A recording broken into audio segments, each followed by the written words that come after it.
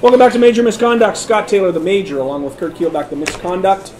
Today we are broadcasting semi-live, sort of live. Semi. We're semi-live. We're live, but when it gets on the web, it'll be only semi-live. This is just a mannequin. Yes, there you go. Talking about. We're at the Salisbury House on Leland, Winnipeg, Manitoba. Dressed like a mannequin. A little bit, Don Cherry. You need the big fat tie. Yeah, but I don't have the Don Cherry jacket. And maybe a Canadian flag or two. Yeah, or three. Speaking of Canadian flags, let's talk about Canada's team. We don't spend a lot of time here talking about the beloved Toronto Maple Leafs, the greatest team in all of Canadian history, the team that is so loved by our national media that that's the only story there is, even when there's not a story.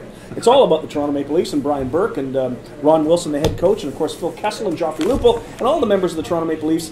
This is a team that eked out a win this week against the Edmonton Oilers in Edmonton 4-3 in overtime. I got to tell you something. I don't have a beef with the Leafs. I don't mind the Leafs at all. Brian Burke actually is a good guy and he's great to talk to. My beef is with Leaf fans and the Leaf media. And the Leaf media is the national media. It's Leafs, Leafs, Leafs, Leafs, Leafs, Leafs, Leafs. They haven't won a cup in 45 years. And they're not going to win one this year. That's longer than we've waited in Winnipeg. That's longer than you've been alive, Curt Keelback. When I say it's longer than we've waited in Winnipeg, the first team was here in '79. I mean, unless you go way back. Yeah, at least the Leafs have had a team since 1917. Yeah. You've got to give them credit for that. Is this team good enough to go anywhere in the playoffs? Does it have to make a huge move at the deadline? Or are the Leafs just another fraud once again? No, I think the Leafs have a very good chance of making the playoffs. I think obviously they got a better chance of making the playoffs than the Winnipeg Jets. You can take a look at the standings and the Edmonton Oilers, and maybe the Calgary. And they've got the makeup of a team that's going to get there, but they're not going to achieve anything. They're going to finish in 8th place. They're going to wind up playing the top team. The New York Rangers, it's going to be it'll be short work, but at least they're going to get there. And I suppose for people at the center of the universe, that is a step forward. Now, here's the question: Toronto has Gustafsson and Reimer as their goaltenders. The Rangers, we'll take the Rangers just for fun, have Henrik Lundqvist. Is it all about goaltending once the playoff starts? Does it matter who the Leafs have up front? Does it make any difference if you've got a goaltender who gets hot in the playoffs, you can win a series? You know what? If you're a good enough team, and I know everybody says everything revolves around goaltending, but I just look at the Detroit Red Wings. I mean, all those years that they were winning Stanley Cups, nobody ever really said that Chris Osgood was Patrick Roy. And then they go on this 20-game winning streak. 21 straight at home. Jimmy Howard missed a lot of those games. Joey McDonald was the goaltender because he's the main man. Jimmy Howard is. He wasn't there, and yet they still win. So if you've got a team that owns the puck the way the Detroit Red Wings do, then you're not going to give up many goals, and you're going to wind up scoring with. You got a guy like Pavel Datsyuk. You're going to make things happen at the other end of the ice. So yeah, goaltending carries you a long way, but it's not the be-all and the end-all. Chicago Blackhawks. Oh.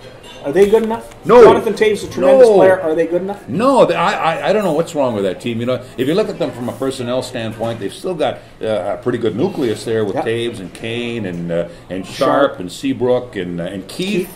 But there's a problem elsewhere. The problem is in the depth. It's just not happening. And, they could use a little upgrade, I suppose, to in goal. Okay, we're a few days away from the trade deadline. We've got 24, 25 games left in the season, depending on which team you are. Who do you like for the Stanley Cup final? Who do you like from the West? Who do you like from the East? You know, I like from the East, I like the Boston Bruins. I realize that they've been in a bit of a downer recently, but I think they proved over a course of a run that they had that they're indomitable when they got it together. And I think Zdeno Chara is the answer, and he can play about 75 minutes a game. And you gotta like the Detroit Red Wings. Right now, I think there's no question that who's going to beat them at home. First of all, who's going to beat them at home? Second of all, who in the West is going to beat them? Nobody in the West is going to touch them. So it seems to be a cakewalk, really, for the Detroit Red Wings as far as the West is concerned. The East is tougher. Guaranteed tougher. Because the Rangers, I still have a hard time believing in the Rangers. And a team like the Jets are going to need a lot more points than a team finishing 8th in the West. So, that would be my choice. You like Boston and Detroit? I like Detroit for sure. I think Detroit's your Stanley Cup champions this year. I like the Rangers. I like their goaltending. I just love the way Henrik Lundqvist plays. I think he's a winner. And you don't like the Leafs then? You know what? I wanted to start this whole segment to just make fun of the Leafs, and then I kind of thought that making fun of the Leafs is like making fun of a country like Peru. Peru doesn't do anything to anybody. They don't hurt anybody. The Leafs, it's an easy target, but why would you bomb Peru? So why drop bombs on the poor Toronto Maple Leafs? They're not a very good team. They have all the money in Canada. They are, in the NHL, the number 2 revenue producer in the National Hockey League. The number 2 revenue producer in the league behind the Montreal Canadiens. They've got all the money to win. They should win every year. They don't spend the money. The salary cap has made the Leafs just another team. See, I don't interrupt you. And because you can't disagree.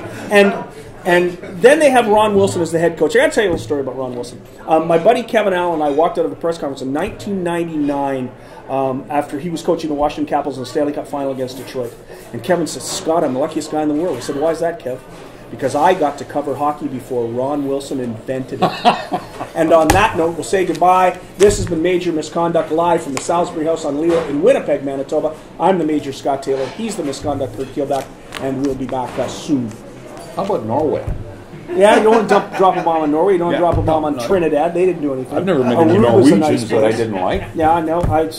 But that's like dumping on the Leafs, isn't it? It's easy, and why would you want to do it? No.